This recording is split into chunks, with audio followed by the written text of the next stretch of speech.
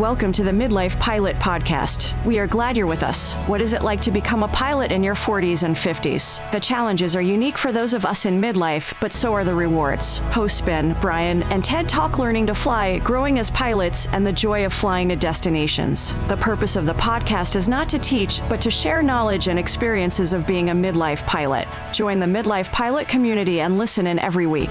We are not CFIs or particularly intelligent, so if you want to learn how to fly, talk to anyone else other than the hosts of a podcast. Even this intro was too challenging for us, and we used a robot to do it. Okay, checklists are complete. Let's get the show started. Hello, and welcome to episode 82 of the Midlife Pilot Podcast, where we talk all things flying and aviation in midlife. My name is Ben. I'm a commercially certificated pilot here in the Atlanta metro area, flying a Cessna 182 we like to call the Beast. Joining me tonight, as always, are my friends. We're going to mix the order up a little bit. We'll go with our friend on the West Coast, Ted, a sport pilot extraordinaire, living in the Portlandia area, flying a CTLS, also known as the Egg. Hey, Ted, how's it going? I don't know what to do if I'm coming in the middle here. Yeah, this is weird. Got to keep you on your toes.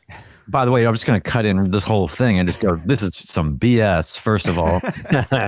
And second of all, I'm in the middle of BS. Yeah. This is total BS, which is the podcast that Ben and I will do later. Yes.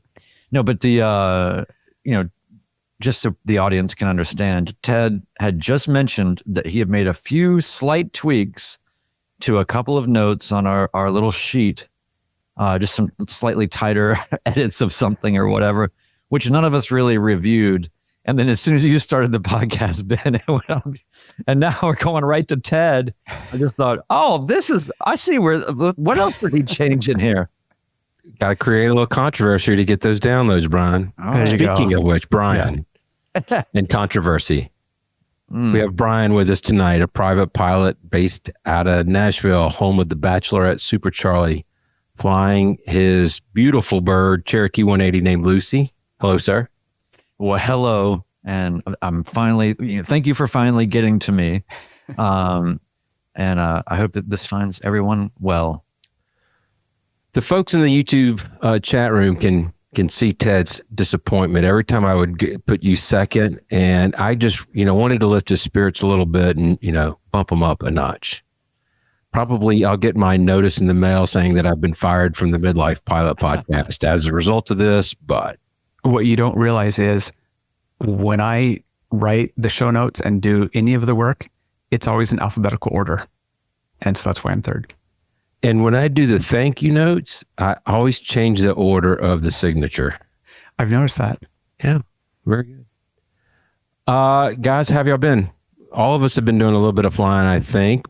Somebody, by my calculations, just logged their 20th full day inside the cockpit of an airplane, also known as 500 hours. Oh. Wow. Yeah. So that would be me. Thank you. I didn't. Congratulations. That way. I like to think of it as I am 1/3 of an airline pilot, or half the man I used to be. But yeah, it's I finished up a pretty decent day of flying yesterday and landed and was kind of excited to check for whatever reason. I look and it says 499.5, and I just said, well, that's 500. Round it up, whatever. So, people do the 500 little thing. I took a picture of mine, but it was 499.5. But today I did a little bit more flying today. And so now, I don't feel any different, but thanks for asking. I was going to say, I looked at your ADSB. I mean, I think you're flying a lot better today than you did yesterday, just by crossing that 500-hour mark. Yeah, you can see straight lines, like you're actually maybe using an autopilot for once. Yeah, actually, what's funny is it's the opposite. I've been doing so much more hand flying lately because unless I'm just on a long, if I don't know, I've been enjoying really trying to precisely hand fly. And a lot of times, especially in the busy Nashville airspace, when you're getting vectored around and you've got to be pretty precise about what you're doing when they tell you to do it. Hey, by the way, that brings up one question. I know that I'm just taking up time here, but I just wanted to ask you a question, Ben, because I think you'll know the answer to this. But if you're being vectored around, and they say, sometimes they'll give you a specific heading, right? And they'll say, 160 left 160 or something. Yep. Well, sometimes they'll say 10 degrees left. Yep. Is it better to say, instead of just saying 10 degrees left and then your call sign, is it better or helpful to a controller, do you think, to say 10 degrees left, 170 call sign? Just to say, here's what 10 degrees left amounts to for me. So a lot of times when, after talking to some friends at the Atlanta TradeCon, they're giving you that 10 degree left because they're not necessarily worried about your exact heading, but your track. And you might get a wind that's pushing you. And so they give you a heading of 160, and that's just not enough in the turn. Wind is pushing you. So they're going to ask for 10 more because they may not remember what the last heading was. To answer your question, I do think, you're not tying up the frequency that much more. So I think it's a good idea to say, hey, I'm going to turn 10 degrees left. That's going to put me on a 170 heading.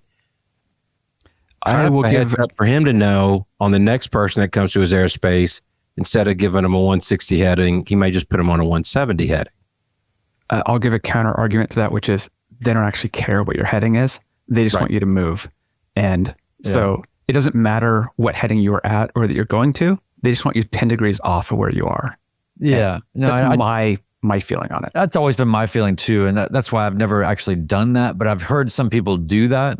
And so it kind of raised the question, and I can see what you're saying, Ted. Of course, I agree with you on that. But at the same time, I just don't know if it would be, I guess if they wanted you to do 10 more, they'll just say, give me 10 more, go around the bend or whatever. But, anyway, I just heard some people on the radio doing that, and I just thought, is that a thing, or does that help them in any way? I don't know. I think it's also probably doesn't. Maybe we can get either RH or AG from opposing bases to write in some feedback on their opinions. Yeah, that's a very small thing, but that's the kind of stuff you try to pay attention to. And another one, just real quick, would be when you're coming from the west side of the BNA airspace, and then they put you on the departure or the other side frequency. And then you're kind of checking in with them anew, essentially, how much information is being passed on inside that controlling agency. And then I've always felt that if I'm on an assigned heading and altitude, which usually I am, I will say, when I check in with the next controller at the same facility, I'll say, 3,500 assigned 160 heading call sign or whatever. I think I love Catherine Cavagnaro uses this phrase, as do other people, but the problem with giving your heading after that is you're doing public math, and that's always a risk. So public math, you're performing math in public and letting people know that you are. So, when you say 10 left and you accidentally add instead of subtract. He's talking about something a little different. It's BNA approach gives you, correct me if I'm wrong. Oh, no, I was going back to the... Oh, I got you. Okay. Yeah.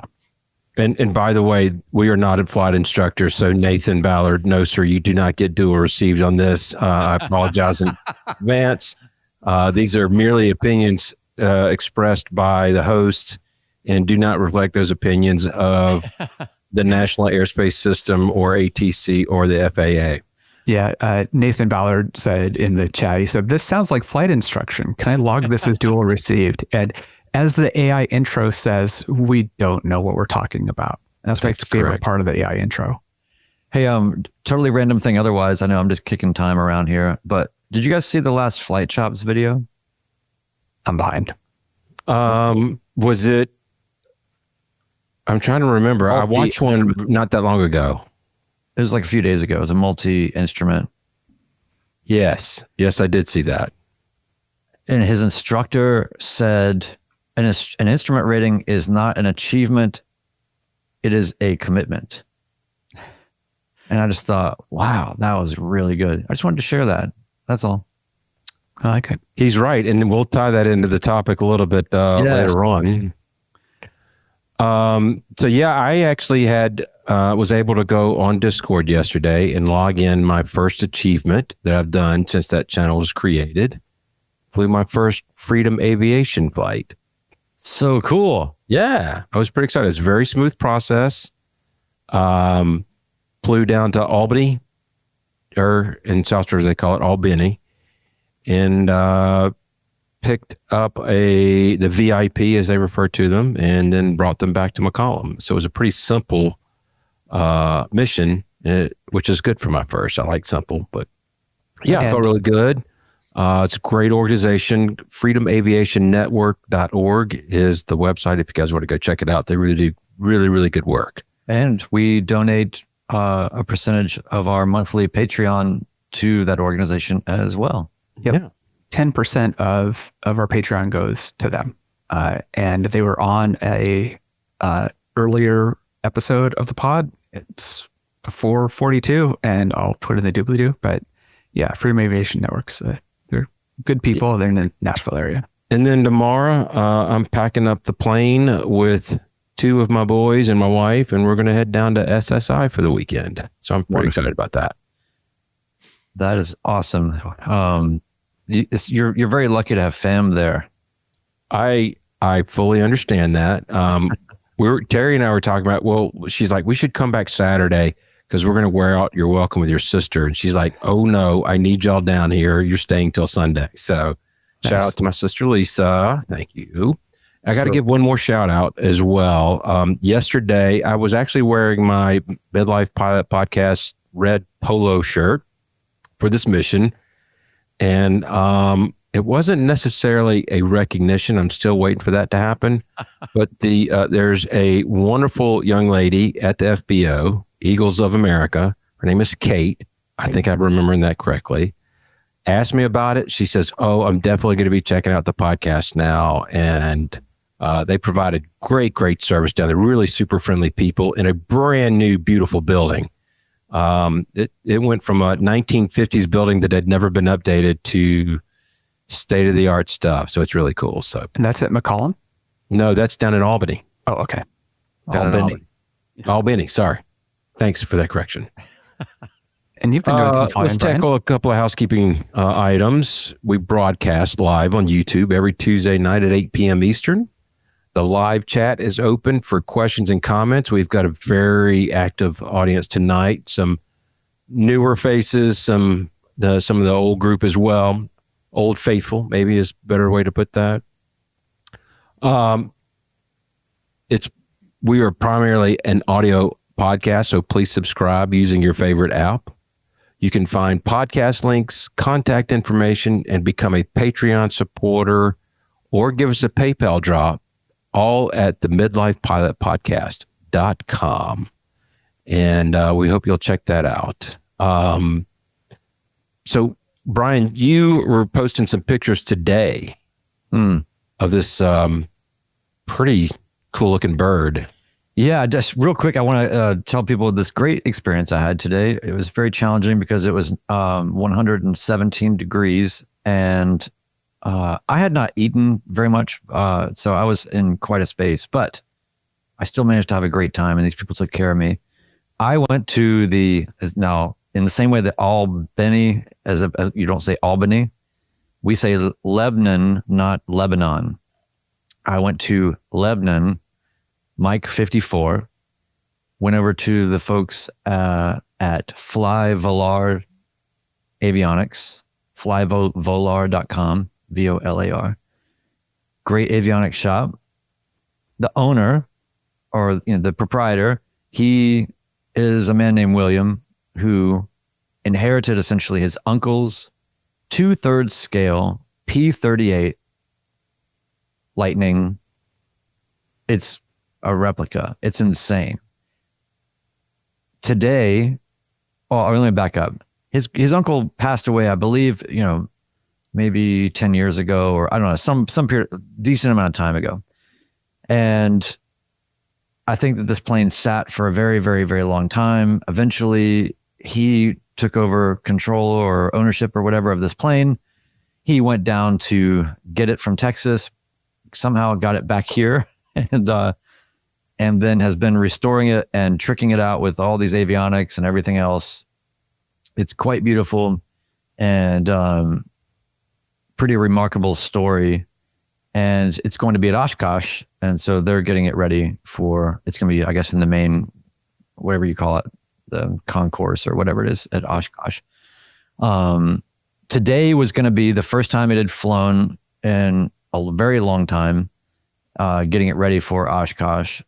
We did not today get to see it fly, but we got to see a high-speed taxi. Still a couple little wrinkles to work out, but it was just a joy and pleasure to meet the folks at that shop and to film all the sort of detail shots of all of the craftsmanship of it. It's a really fascinating thing. Lockheed said it wasn't possible, and apparently, and this man made it possible. So it is a experimental aircraft that is a 2/3 scale P-38, and it's a really neat thing. And what's also cool is in their shop they have essentially all of his ephemera. So they have his drafting table. They have, all of, you can see the books, the logs of every phone call. He basically made careful notes of every person he consulted, every single thing that happened with the entire build. And I think it took him 20 years or something to build it. So it's just a remarkable story that I'm still, working out the details on, but I was just thrilled to be able to be a part of it today. So anyway, got to see that, be around that. It was really cool. That's really awesome. cool. Yeah. Well, you hit 500 and, Ben, you did your first Freedom Aviation. My big flying last week, I had 2 flights. I flew 7 miles over to Twin Oaks and I flew back. So that's as far as I've been this weekend or this week. I did fly left seat in Mark's sling so that he could spend a little time in the right seat. So yeah, that's why I went over there. And how did he do in the right seat? Between the two of us, we landed. We also went around once, and yeah. And you can use the airplane again, though, right? Yes. Okay. Yes. It's interesting because our LSAs tend to have electric trim only, and his is on the stick, but it's only on the left seat stick. So if you're flying as a right seat, from the right seat, you have to lean over and grab the stick to adjust the trim. Oh.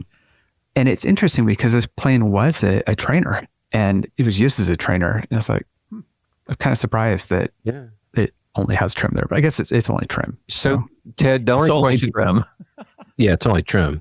The only question I have is, did you do a calculation of your fuel burn with your flight down to Twin Oaks and back? Well, I did log it. It was, I did a bunch of, did some landing practice after that. Okay. And, but it was like 1.1 hours of flying and it was 2.4 gallons. So, yeah. Okay. Whatever that means. The concept is just completely foreign to me. I don't get it at all, but okay. If you say rounds to 0 gas. Yeah. Exactly. Slightly more than 0. Yeah. That's how I see it. We have a topic. Yeah. Well, let's get into our topic tonight if you guys are ready. We're going to be talking about flight sims. Does it help you? Does it hurt you? And really, we wanted to just kind of ban around some of the things to be careful for. We've got an interview that we're going to be showing here in a little bit with a longtime supporter, Chris C., also known as Flying Past 50 on YouTube. And, not all of us have used flight simulators, and we're talking about home flight simulators, not these that are at flight schools or at Delta or anything like that. But the kind of the good, bad, and ugly of using flight sim. Now, Brian, if I understand it correctly, you've never done a flight simulator from home. Okay. Now, I did say that I've never used a flight simulator, but I will say I did use a flight simulator on an Osborne computer in 1983, I believe. And it was just an amber screen with the line art, or whatever. But that was it, though. That was okay. Very limited. And Ted, your experience?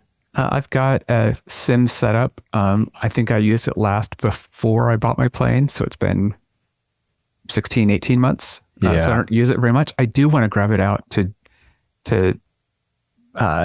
do some instrument stuff.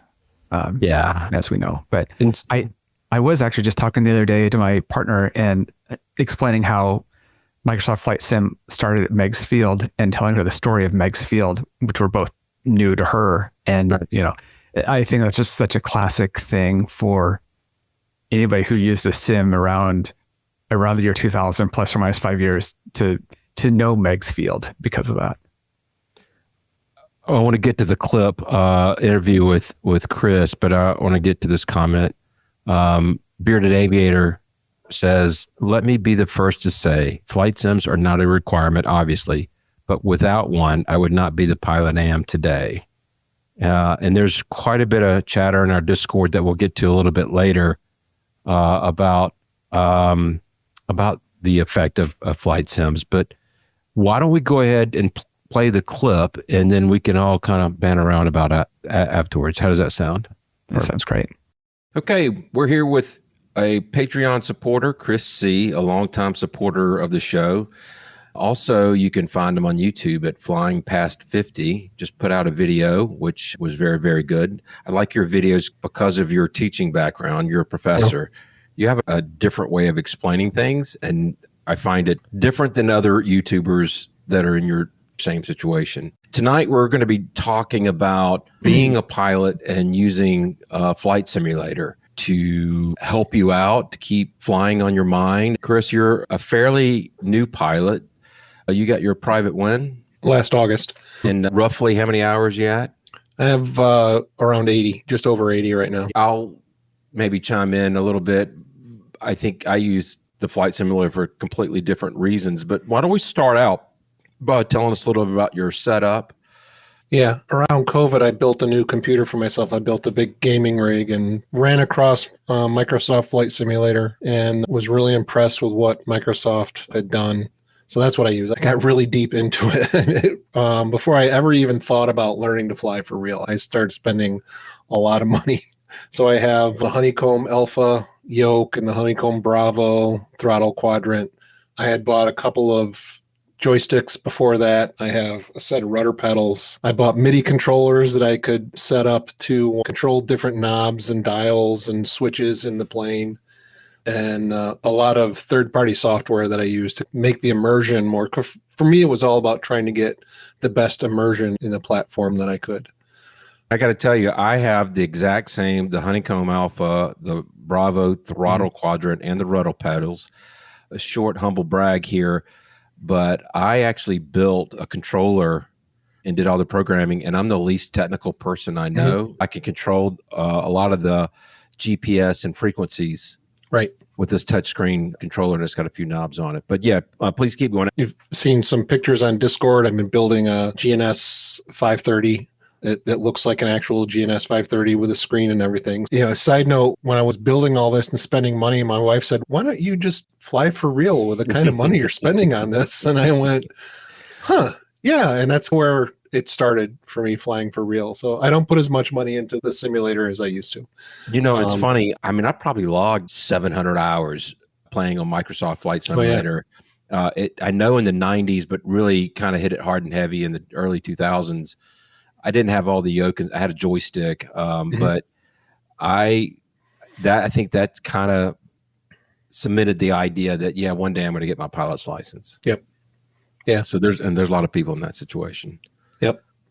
The last thing in terms of hardware, I have 3 screens in front of me. It does wrap around me a bit, and I have a head tracker. So as I move my head, the view shifts around too. Now, do you have to wear something for that head tracker, or is it just tracking your eye? You got a camera that's watching your eyes? Yep. There's a small kind of like camera that is at the bottom of the monitor.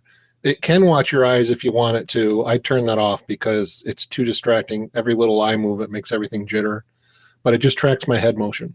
As I turn my head, the view. Never heard of that. I'm gonna have to look. I might have to ask you about that offline. That's a big part for me. Was trying to scroll around, pan around to look around in the simulator itself. That's really cool.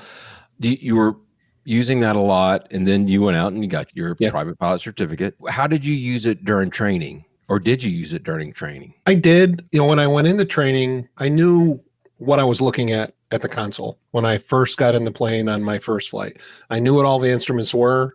I understood them and had a leg up that way.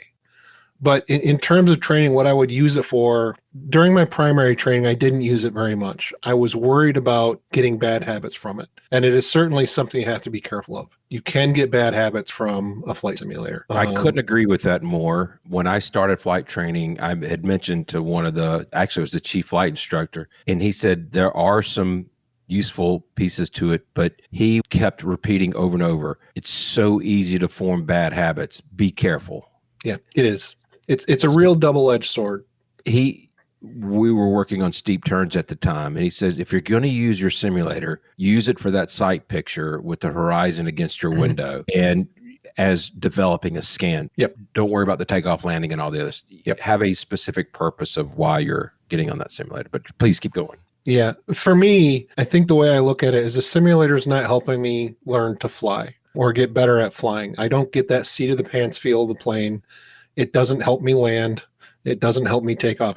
What it helps me with is all the procedures and all the steps. When I sit down to fly the simulator, I have physical checklists that I'm going through and I'm doing all the checklists. I have a plane on a simulator that is relatively close to the planes I can fly in the club. So that's all very similar in terms of the flow. I use some third-party air traffic control software, so it helps me keep my radio work somewhat fresh. And that's really it. It's for the fun of it, but also I'm just keeping all those flows and procedures and steps. So when I step into the real plane, that's all really pretty fresh on my mind. Like I said in the video I just posted, I can go 2-3 weeks without sitting in the plane. And if I go 2 weeks and get in the plane, that's pretty active for me with real flight. So jumping in the simulator, every other week or so and just kind of going through that again helps keep all those thoughts and those flows from takeoff to landing fresh for me. Yeah, so it kind of does work both ways. You can certainly develop bad habits, but you can also cement good habits and keep them fresh in your mind. I know a lot of professional pilots, they talk about when they're going through their type rating, they have posters basically of their cockpit. And I think the flight simulator is even a better way to chair fly. So right. I know that sounds kind of obvious, but it's actually going through all your flows and all your checklists and committing them to memory. Sitting there staring at a checklist and memorizing it is one thing, but when you're looking at a cockpit and flipping the buttons, even if it's with a mouse on your computer, at least you're still committing to it. The other thing I wanted to ask about is, have you done any flights that you were going to do in your real airplane that you did in the simulator first? Yeah, always. Without exception, if I'm going to a new airport, I will plan that flight and then I'll fly it in the simulator. And that has been really beneficial because the terrain is, it's not perfect, but it's accurate enough that I can see as I'm making that approach to this unfamiliar airport, some landmarks, at least in the terrain, not always buildings and things like that, but I can see terrain landmarks and get an idea, I have to watch out for this when I do the actual flight. I always do that. And that's been really useful. Every time I've done it, it's been useful because I always get something out of that experience that helps me when I actually go fly the real flight. That's really cool. I've taken my setup down, the yoke and everything was getting in the way, and I'm looking to get it set back up here pretty soon. The one thing that I've found, I think most helpful for me is instrument approaches. And especially if you start your instrument training, I don't even use, I use the yoke to take off and the throttle quadrant and all that. But as soon as I get in the air, I'm throwing the autopilot on. Right. I want to watch the needles and the gauges and flying the approach. It allows me to slow everything down, or I can even stop it and look at things and consume the information that's been presented in front of me, which is going to be very similar to what it is in the actual airplane. When you're doing these cross-country flights to unfamiliar airports in the simulator, are you flying it yourself? Do you use the autopilot? I do both. I'll use the autopilot and I'll fly it myself. I find trying to fly straight and level in the simulator much more difficult than doing it in the real plane. It's just the trim wheel and the controls are so touchy, and I haven't been able to tweak them to get them less touchy. And the flight models, they're okay, but they're not realistic. That's the whole reason I brought it up. And I didn't know if maybe you found a better way to manage those trims. There's really nothing to gain by trying to fly the airplane in the simulator and transfer that over to the real world. And then the last thing I was going to ask,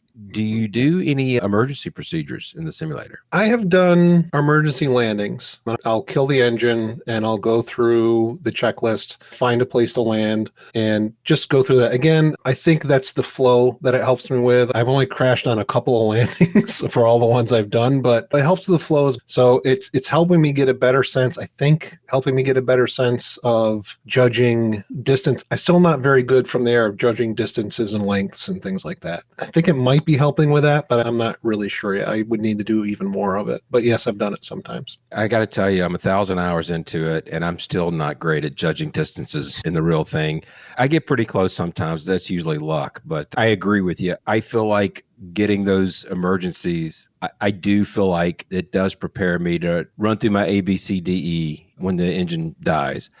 It still kind of forces that knowledge that you learned in private pilot training back into your head. And I think that's the value of it. I'm looking forward to, because I'm starting my instrument training, and I'm interested to see how the simulator helps with that. It seems like learning the approaches, it seems like it'll be helpful with that. When I first started flying, I was learning instrument flying without realizing I was learning instrument flying. That's exactly right. Yeah. That's exactly right. Once I started flying for real, I put all that aside and just focus visual. When I was playing with it in the 2000s and the 90s, I was fascinated by the VOR. Yeah. And I didn't go read up on it. I just kept playing with it till it started making sense to me. I used the simulator a lot, especially in preparation for my instrument check ride at the airport that I used. Has they call it a DME arc. And it's not hard to do. It's when you first learn it, I'm not going to say very, but it is a little overwhelming. Once you've done it a couple of times, it's really not that big of a deal. But there is math involved, and I use the simulator a lot for DME arcs. Okay. Since gaining my instrument rating, I haven't flown a DME arc since. It's really for VOR approaches. You're not going to find them on an RNAV, which is most of the approaches that we do. So anything else that comes to mind about using a flight simulator? I think we covered the big things, or that double-edged sword, to just be careful to understand what bad habits you get. I think it's important to try to get a simulated plane as close to the plane you're actually flying as you can. After that big break I had, I got in the real plane, and going through my checklist, and I can't remember what I reached for, but I reached for something and it wasn't there. I reached for where it was in a simulator, right? I'm like, oh wait, I'm in the real world. It's not there. It's over here. Another example, when you talk about those bad habits, when you crank up your simulator, you just turn the engine on or hit Control E and start it up and taxi the runway and go. And, it takes some mental effort into making yourself stop, read the checklist, and go through your flow right when you turn the simulator on and go through everything. Well, that's really great. I appreciate your time tonight and going through this, and we'll be talking with you soon, Chris. Thanks. Yeah, there we go. It was a cool interview that you did. It was fun to watch that and kind of edit it. I enjoyed my chat with Chris. He's such a great guy. But again, I can't stress the ease of which you can get into bad habits by flying a flight simulator. That when he talks about that double-edged sword, it's a real thing, because I've caught myself doing it. But on the flip side of that, you can develop some really good habits. Yeah, I think that's kind of one of those initial impressions that I've heard from CFIs and I've kind of heard around is, sim students come in and they just stare at the panel. So you tell them to do a steep turn and they're just looking at the panel. They're not looking outside. And, so I've heard that in kind of the VFR training part of it. And, but yeah, I think there's some good points there. And, I think that one of the things that does, who said earlier, it's chair flying with a view. I was trying to go back. Bearded Aviator made that comment, and I agree with that. I like that Chris uses the simulator if he's flying to an airport that he hasn't gone to before in the real airplane, and then flies it in the simulator. I think that's great. I don't have the mental acuity to kind of follow that through. However, for me, it's the mental gymnastics that I'm training for.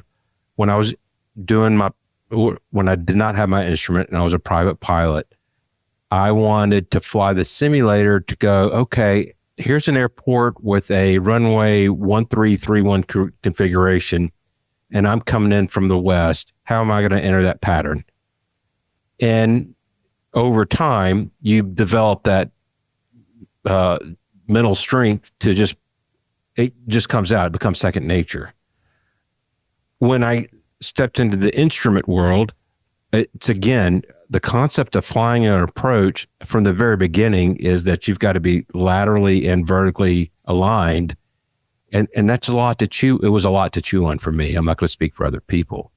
And being able to do that in a flight simulator, and it was, I mean, I would say in the last 30 hours that I've flown in a simulator, almost all of it's been with the autopilot on.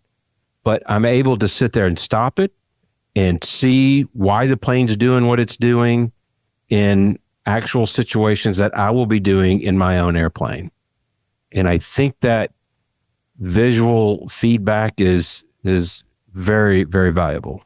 I have a question about sim things. First of all, hey man, we're living in a simulation, okay? The Matrix. So there's that. So if we're living in a simulation and this is a sim inside the simulation, then what is that? Nobody wants to talk about that. No, I was wondering about flight characteristics being able to be perceived for different types of aircraft.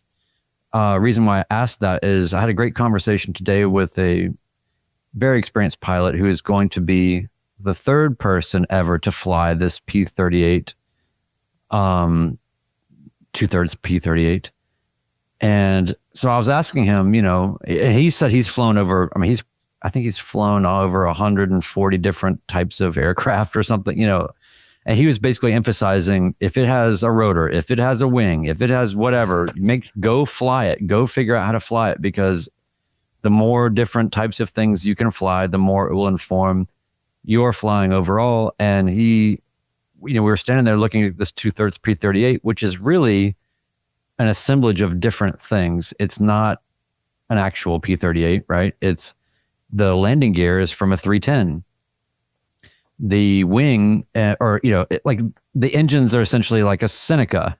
It's like, and so he was deriving a lot of confidence to be able to learn how to fly this plane because he had time and experiencing all the different subcomponents of it in these different ways. And so I guess I was just wondering, in maybe a not quite as intense way, does flying a sim and flying aircraft that, typically you want to fly the aircraft that you fly or something that's just crazy and fun, or try to land a jet on a grass strip, or, like you're doing that kind of stuff. But is there a conscientious way to kind of go through it to say, okay, I'm going to kind of go out to the edges of the envelope in these different types of aircraft and try to absorb the nuances of those things. And then I'm going to learn something that I can then apply.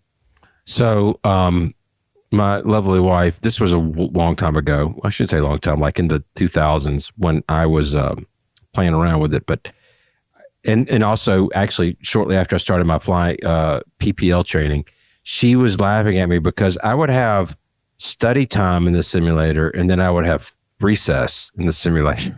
That's what I called it. So for those of you who don't know, there's really two main programs or software that does flight simulators. It's Microsoft Flight Simulator and then X-Plane. And I've always been a bigger proponent. I've used Microsoft Flight Simulator more than the other. And you can go and there's third-party downloads that you can find an airplane. It's probably somebody's already built it. Whatever you fly, there's probably one out there that you can download. Is it going to have the same performance? Maybe, maybe not. But it's just going to give you a panel that should be very similar to what you have. So to answer your question, the flight characteristics, I would say the 182 I've downloaded on my rig it's got better avionics than mine does. And because one day I'd like to fly a G1000 or, whatever the case may be, in a GFC 500 autopilot, that's in there as well. So I felt very comfortable in using it. As a matter of fact, when I flew the TAA 172, I had a pretty basic understanding on how to use the equipment. Now, I'm glad that I had Nate there to kind of don't do this and don't do that type stuff. But because I had fun in this simulator, I kind of knew the buttonology from the very beginning. And I think that's very helpful. So to answer your question, yeah, there's times that you want to go out there and I want to do this DME arc. That's my goal for today. I won't even taxi and take off and do anything. You can put yourself in a place in space, fly to this point and do the approach, whatever you want to practice that day, and be done. You can go and set the simulator up to have 3 different failures. And that could be an engine, or you could have a fire or whatever, leaky fuel and run out of gas, whatever the case may be. There's multiple different emergencies that can come up. And I mean, those are fun to do because there's a really good chance you're not going to die in a simulator in real life. I mean, so, those are just some of the things that, that I've been using it for. My system, I've got everything taken down now. I do have every intention of setting it up here in the next couple of weeks. So that was a long answer to your question, Brian. I apologize. I do think that it doesn't matter about the flight characteristics, though. Like, we're flying bug smashers. It's not really about replicating it completely. I tried to do that when I was early in training, and what does it feel like to stall, or what does it look like to stall, or what does it look like to land? And they're terrible at that. What it's really good for is just being in the air and using it basically with the autopilot on, working with the instruments, right? And so it doesn't matter how it flies one versus the other. It's more, what does the panel look like as far as doing learning with it, I guess. That's my feeling on it. And it's actually what I need to get into is I've got one of the aftermarket add-ons that has the egg in it for flight design, or for not Microsoft Flight Simulator. What's the other one? Explain. Thanks. All I could think was flight design. So I've got the egg in that, but it's like, I don't actually want that. What I want is something that I can do some instrument work in. And so I'll probably just grab a 172 because it doesn't matter, right? I'm just after replicating instruments and learning, what does it look like when you're off track? Yeah. What does it look like to dial 2 VORs together? Because I can't even dial 1 in mine. And my question was really nothing to do with buttonology or any of those things, more just about how the planes fly. Flying a really twitchy plane versus a really CG, real heavy plane in the front, with the big engine, or I don't know, just basic things, right? About just the flight characteristics of various planes and some of the machinations of them, say the way that the gear works in a particular plane or various things. So I guess I was just trying to parallel it to what I was experiencing or witnessing. It really doesn't help you in actually flying the actual plane. As Chris mentioned in the discussion, straight and level is a lot harder in a flight simulator than it is in the real world. And I noticed this very early on when I put the autopilot on and I looked down and I see the trim wheel is constantly in motion back and forth. It never stops.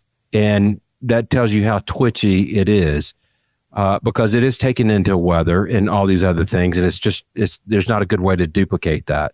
So for me, it's more about the muscle memory and the sight picture of what I'm looking at. We've gotten quite a few comments here. The very active chat tonight. I did want to mention a relatively new listener, Nishant Menon, Air Force Labs C172NG is analog for X-Plane. But he mentions plus auto ortho plus optionally pilot edge experience.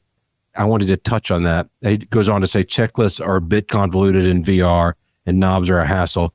He's 100% correct about the knobs, and the checklists are very much of a pain in the butt. I was able to build a little controller unit that allows me to do all my frequency changes and all my buttonology on a controller that I have in front of me and not having to use my mouse to click on different things.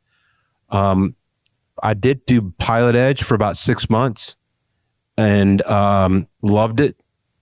It was great. It was kind of weird because I was probably 400 or 500 hours into my journey, and I thought I handled the radios pretty well.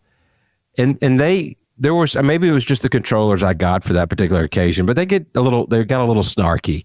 Like if you didn't read back exactly what you were supposed to read back and the way you were supposed to read it back, then they would say, that's not right. You need to start over or something like that. So, but for what it's worth, they will take you from, 0 hours, how to talk on the radio, to really knowing what you're doing, starting off at non-towered airports to towered airports, and then transitioning class Charlie, transitioning class Bravo, doing instrument flight plans, picking up clearances and all that. It's really a useful tool. The other thing I would say is that I did sign up shortly after they came out. So there's probably been some iterations where they've kind of softened it up a little bit. Yeah, there's a couple of those live ATC add-ons, and it works with both X-Plane and Microsoft Flight Sim. I think that the best example of that is Cheapskate Nate. We've got a couple of Nates at Cheapskate Nate. He did a lot of work in the sim. And so the first day that he was out there doing radio work, he sounded great. Not perfect, but great. Sounded like me now, basically. And that because he's familiar with it. He's learning how to do radio without the Hobbs meter clicking over as you're doing it. And so I think that was a good example of getting used to that feeling. I'm going to roll through some of our comments here, though. I'm going to start way back. Wendell Geek said that his CFI banned him from using a flight sim, and my actual flying in the airplane improved dramatically. Ever since then, I've never been able to get back into flight simming. Feels wrong. I think he got his knuckles wrapped over and is scared to do it again. So I thought that was good. Cheryl said that her husband, who we've met, bought her the whole kit and caboodle, has never used it, and she wants to know if she should. So we'll have some people talking about that. And Nishant's comment, we have a sub channel in Discord now for flight sims, and that would be a great spot to go put your comments, Nishant, about what gear you use and what you recommend, because there's a lot of add-ons, ATC buttons, everything else. And so that's a good spot to put it for people to go back and see recommendations. I have a goofy question real quick. Yeah. Can you do formation flying with people while you're talking to them? Yes. That's cool. Wow. You can get on a server and do formation flights. It's like AJ in real life. That's right. So Window Geek also said that finding landmarks is easier after using the sim, and a couple people agreed with that. Mike Alpha Golf was saying the same thing, and so it's good to see people's experiences with using the terrain to find things. Here's Michael Gillette's comment. He said 1,000% sim flying to new airport, and you know what's free and better than ForeFlight? Google Earth. So that was a good comment. Yep. And we have a couple of CFIs in the chat tonight. Yeah, let's get to the experts here. Yeah, let's hear what they have to say. We have Nate B and also Erica from Aerosafe. Yeah. We're glad y'all are both with us. Thank you very much for joining.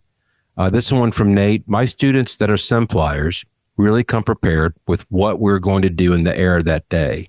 And it really helps. Private somewhat, but the instrument stuff is a big, big win for sim usage. And I couldn't agree with that more. So maybe a recommendation should be, if you're working in your private, use it for chair flying, use it for procedures, and do more actual flying for IFR. Yeah.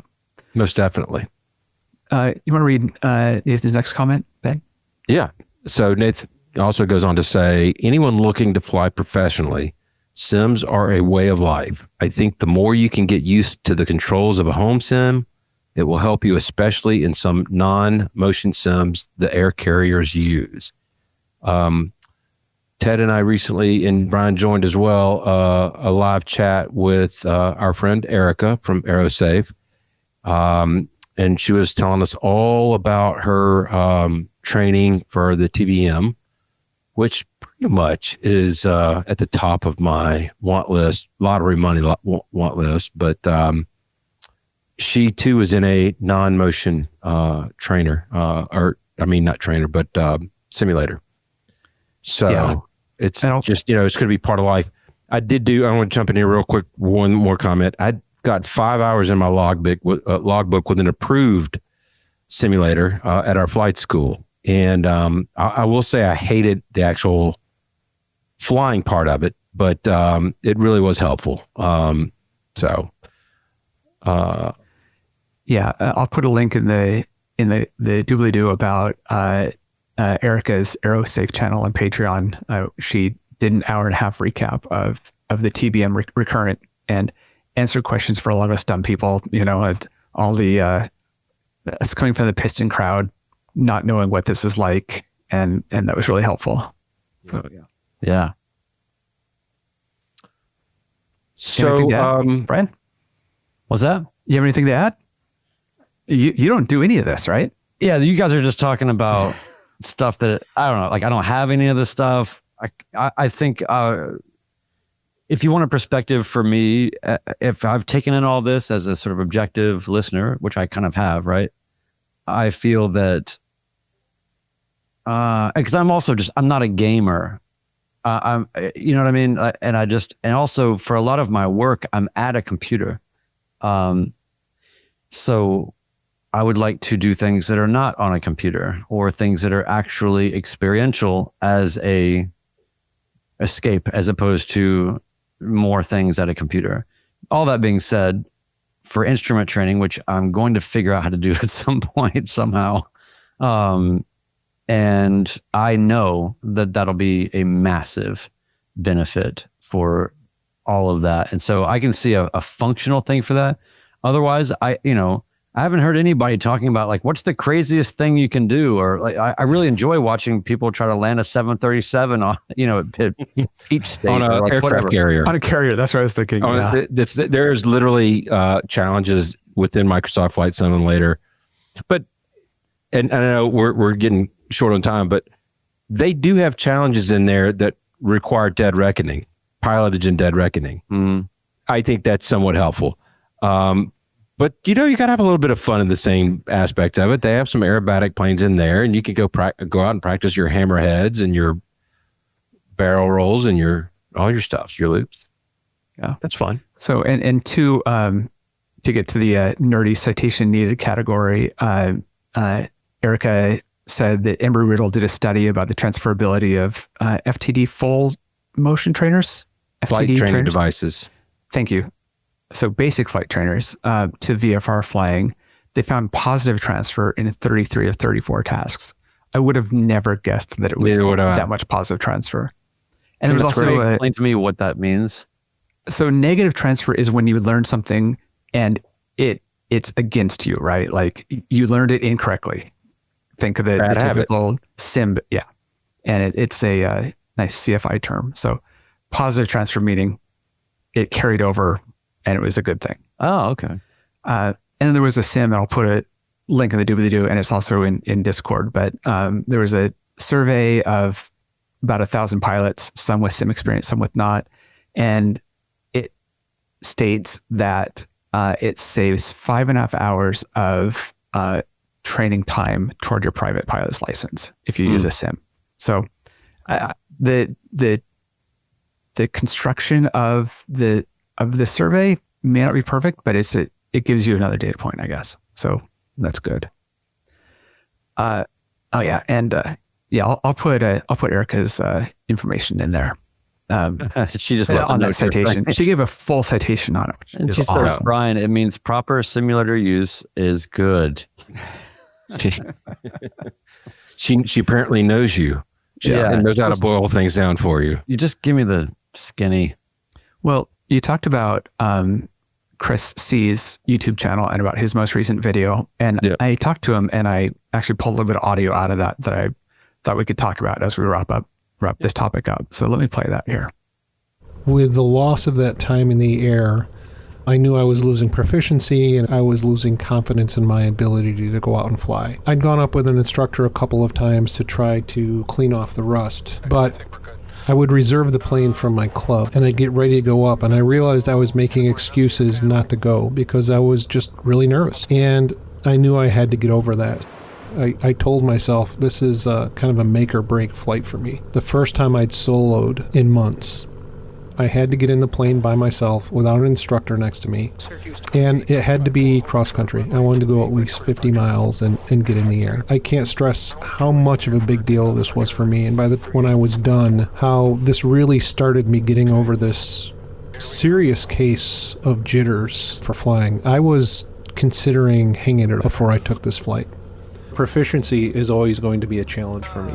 I just have to, when I get up there and do the work and keep the rust off as much as I can. But being able to feel more confident in the plane was really critical to me. This flight was maybe as important to me as my first solo flight. What I got from that was the three of us are a little nuts. We do a lot of flying, and that isn't true of everyone, nor are we saying that it is, right? Some people have a life. They have things to do. They have limitations. And I really appreciated hearing that from Chris and what it's like having the jitters and spending time having not flown. And I wanted to play that as a reminder and to know that we've all felt that way at various points. And I think we should ask for feedback from our audience, both the Patreon members and our folks listening to us from their podcast players. We've all dealt with the jitters at some point in time. I feel comfortable in saying that. And it's a real struggle. I've been coached by others to get up off my butt and go get in the plane and go get proficient and stop making excuses. And I've given that advice to others. Brian? I really think that it's all just about doing. And if you have gaps, and people are going to have different tolerance levels, I think, to having gaps in their flying experience time. If you take 2 weeks off, it might affect somebody a certain way. I was just talking with Bearded Aviator. He had a long layoff, months long, and,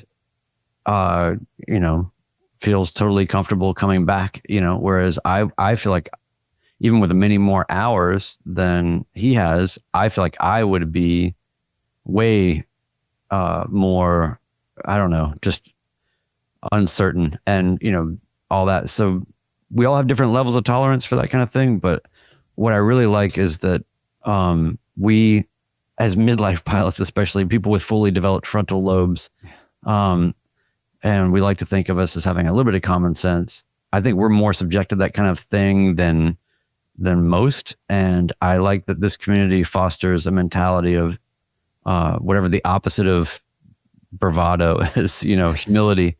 And there is infinite value for Chris to share that. His video is great. I appreciate him sharing that very much.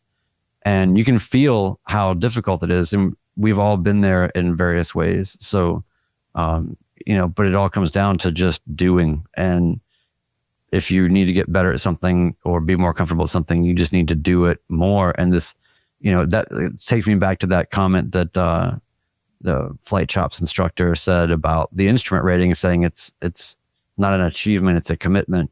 I think that you can back that up to be almost all of this in terms of aviation, and even at just a private pilot certificate level, doesn't matter.